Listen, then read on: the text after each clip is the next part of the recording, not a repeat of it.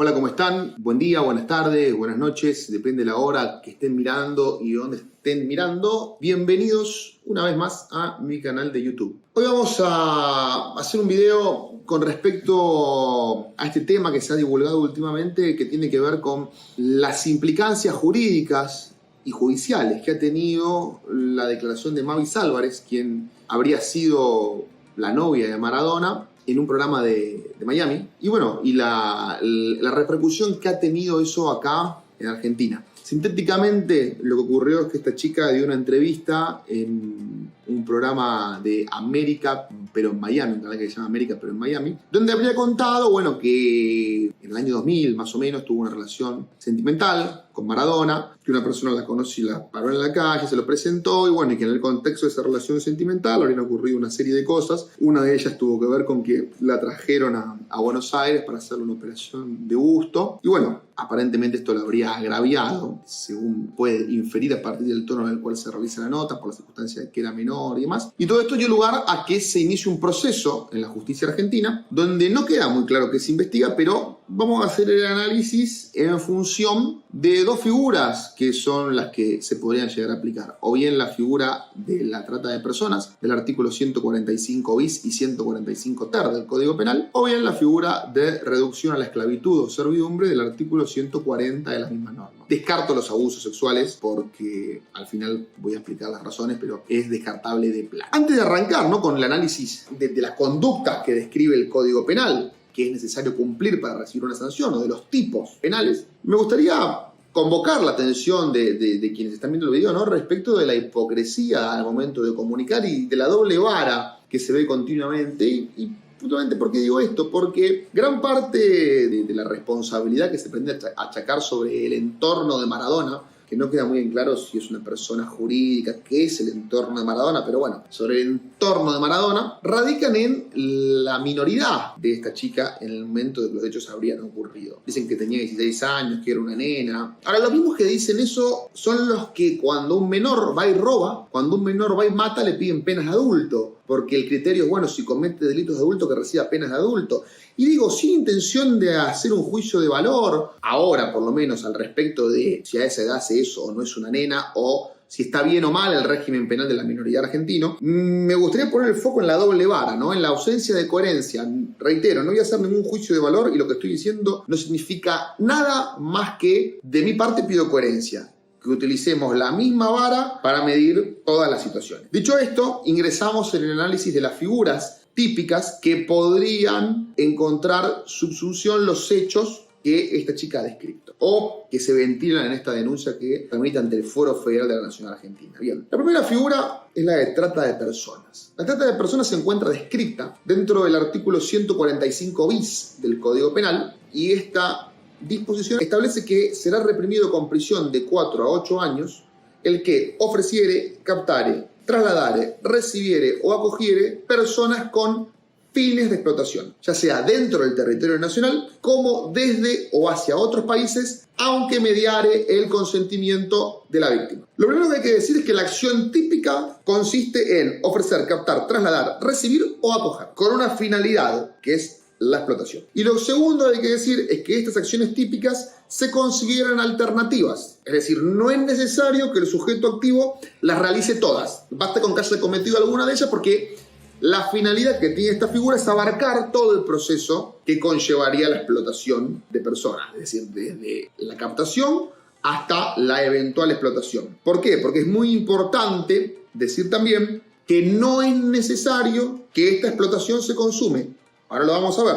Ahora nos vamos a adentrar a analizar el concepto de explotación, que es un concepto central del tipo penal en análisis. Lo primero que hay que decir es que el concepto de explotación es un elemento normativo del tipo. Sin ánimos de entrar en cuestiones de parte general, que eventualmente haremos un video, me lo ponen en los comentarios y hacemos un video de parte general. Los tipos penales contienen elementos descriptivos y elementos normativos. Los elementos descriptivos son aquellos que podemos percibir con los sentidos. Los elementos normativos, aquellos que tenemos que recurrir a una norma para que nos permita comprender qué quiere decir. En este sentido, la finalidad de explotación, además de ser un elemento subjetivo distinto del dolo, desde mi punto de vista, es un elemento normativo del tipo. ¿Y qué se entiende por explotación? Está establecido en la ley 26.842. Previo a eso, es muy importante, desde un punto de vista procesal, si se quiere, establecer y dejar en claro que la finalidad de explotación debe ser probada. Así lo ha dicho la Corte Suprema de Justicia en el precedente Vega Jiménez, donde dijo que esta finalidad de explotación, en cuanto elemento integrante del tipo subjetivo, debe acreditarse a partir de hechos y datos objetivos. La prueba de su existencia forma parte del juicio de reproche del imputado y es un elemento más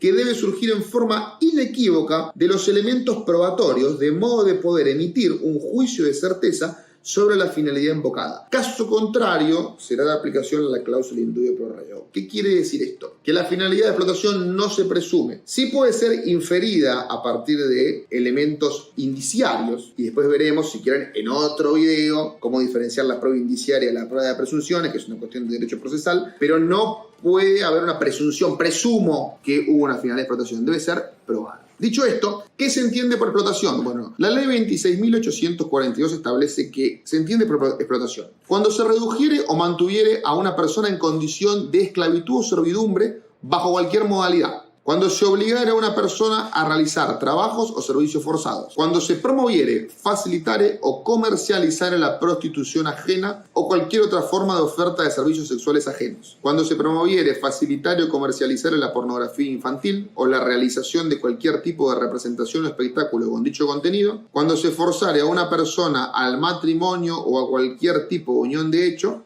o cuando se promoviere, facilitare o comercializare la extracción forzosa o ilegítima de órganos, fluidos o tejidos humanos. Este es el concepto de explotación. Ahora, lo importante es señalar que este tipo penal no exige que la finalidad de explotación se consume, es lo que se conoce como un delito de resultado cortado. En este sentido, la Cámara Federal de Casación Penal, Sala 1, en el precedente Martínez Arriola, señaló que el artículo 145 ter del Código Penal tipifica un delito de los llamados de resultado cortado y por lo tanto su consumación no requiere la verificación efectiva de la explotación sexual de la víctima, sino que el agente actúe con esa finalidad. En el mismo sentido, la misma Cámara Federal de Casación Penal, la Sala 4, en Tabianski, Ana Alicia, sobre recurso de casación, ha dicho que la técnica legislativa se estructuró adelantando la barrera de punición a momentos previos a la explotación. Este adelantamiento de la punición a momentos previos a la consumación de la explotación del ser humano de ningún modo implica avasallar la garantía del artículo 19 de la Constitución Nacional en cuanto exige una afectación al bien jurídico como presupuesto ineludible para aplicar la ley penal por imperio del principio de reserva y lesividad, porque para la configuración del tipo previsto en el artículo 145 ter del Código Penal se requieren conductas objetivas que, también por la finalidad perseguida, afectan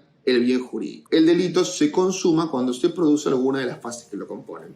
Más fácil, con que vos tengas en mira la finalidad de explotar a la persona cuando la captás, cuando le ofreces, cuando la trasladás o cuando la acogés, ya se consumó el delito, independientemente de que después la persona sea explotada o no. Estos son los rudimentos básicos, explicados sintéticamente, del delito de trata de personas. Ahora vamos a ver el delito de reducción a la esclavitud y a la servidumbre. Y ustedes lo que van a terminar por ver, cuando termine de leer el artículo 140, es que me van a decir, bueno, pero es una de las formas de explotación. Bueno, sí, es una de las formas de explotación, el artículo 140. Pero con 2 o 3 detalles que lo convierten en una figura diferente. Más allá de que, a mi criterio, si se pretendiera hacer concursar las dos figuras, estaríamos en un concurso aparente de normas. Creo que habría una relación de consunción. Habría que ver cuál de todas las consunciones posibles, pero me parece así a vuelo de pájaro que era una relación de consunción. Pero vamos a la norma. El artículo 140 del Código Penal dice: serán reprimidos con reclusión o prisión de 4 a 15 años el que redujere a una persona a esclavitud o servidumbre bajo cualquier modalidad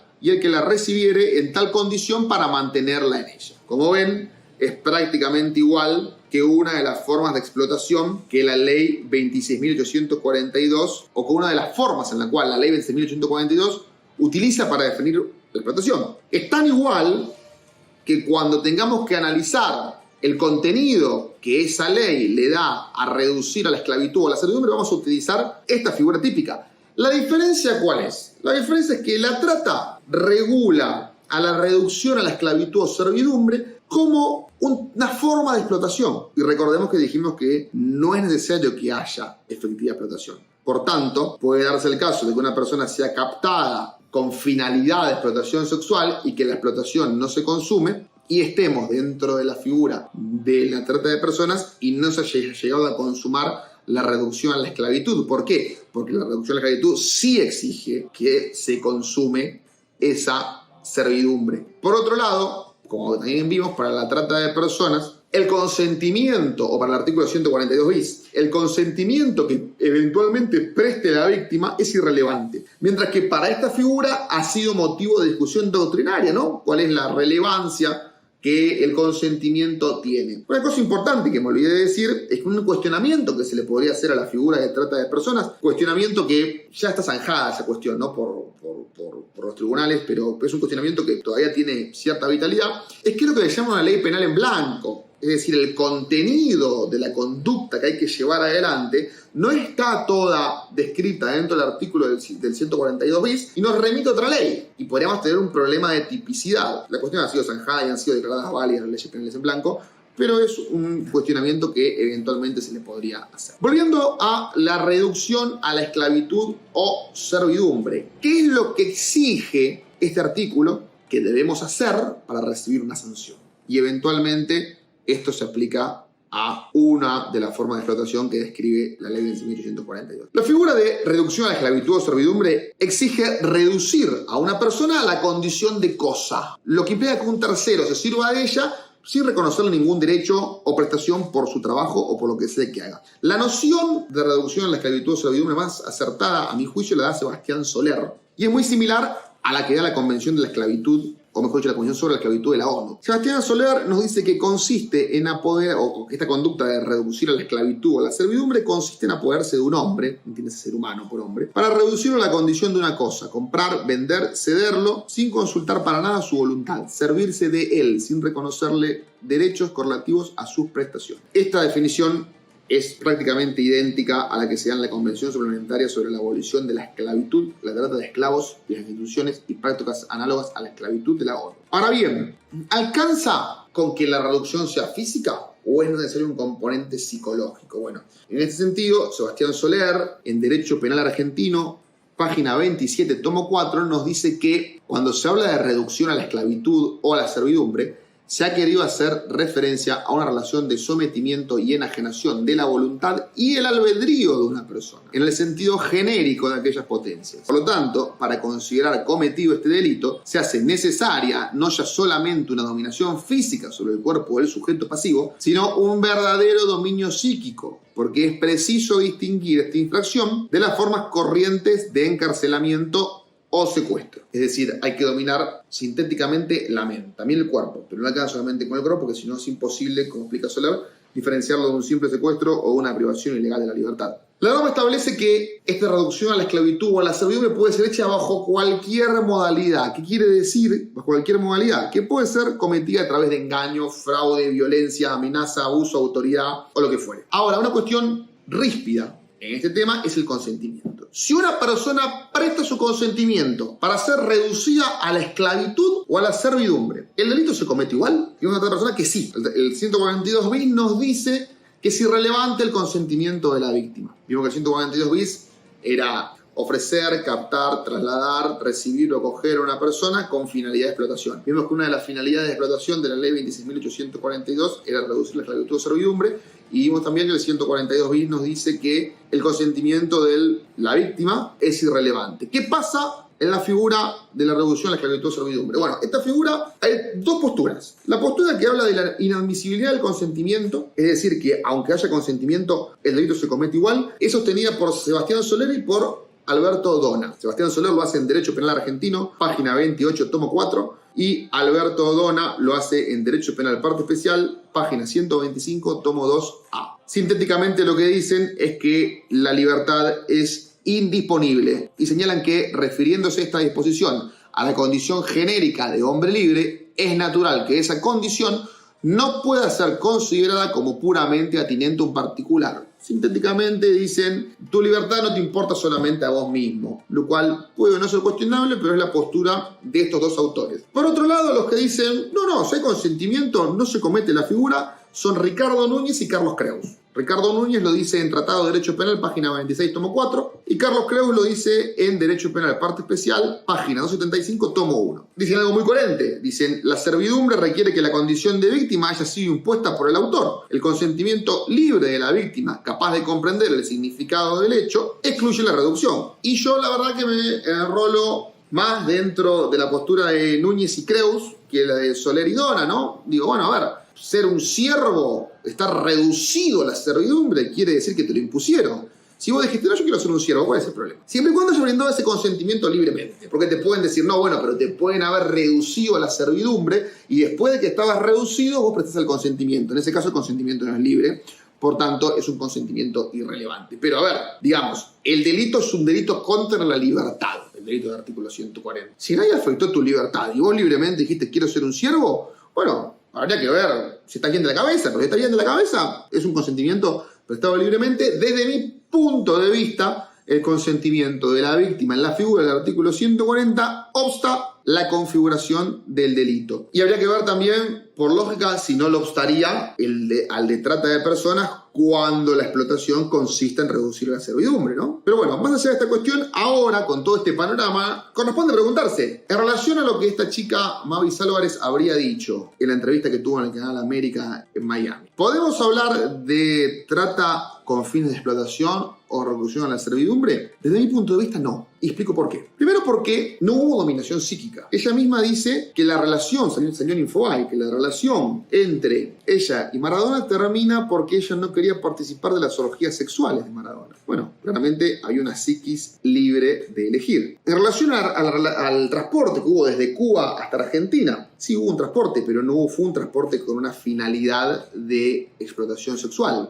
ni de ningún tipo de explotación. Fue un transporte con la finalidad de hacerse una operación, hasta donde surgiría de sus dichos. Tan es así que ella habría dicho en la misma entrevista, dice que bueno, que ella prestó su consentimiento para hacerse la operación, solamente que dijo que no se la quería hacer en creo que dijo Pradera, una cosa por el estilo, que aparentemente es el lugar ese donde estaban ahí en Cuba, y que se la quería hacer en otro lado. Con lo cual no veo dónde habría estado el inconveniente en el traslado, no tiene una finalidad de explotación. Ahora bien, alguien puede decir, bueno, pero tenía 16 años. Está bien, el artículo 26 del Código Civil y Comercial de la Nación dice que a partir de los 16 años el adolescente es considerado como un adulto para las decisiones atinentes al cuidado sobre el cuerpo. Por otra parte, podríamos decir, bueno, está bien, pero ¿y el traslado? Bueno, sí, puede que haya habido una irregularidad en el traslado, esta cuestión de salir de Cuba e ingresar a Argentina, pero, digamos, no tiene relevancia penal, al menos para estas figuras, y desde mi punto de vista, para ninguna. En relación al abuso sexual, a ver, bueno, el 119 del Código Penal, para que haya abuso sexual, exige que exista una relación, que exista tocamientos eventualmente, o acceso carnal, el párrafo 3,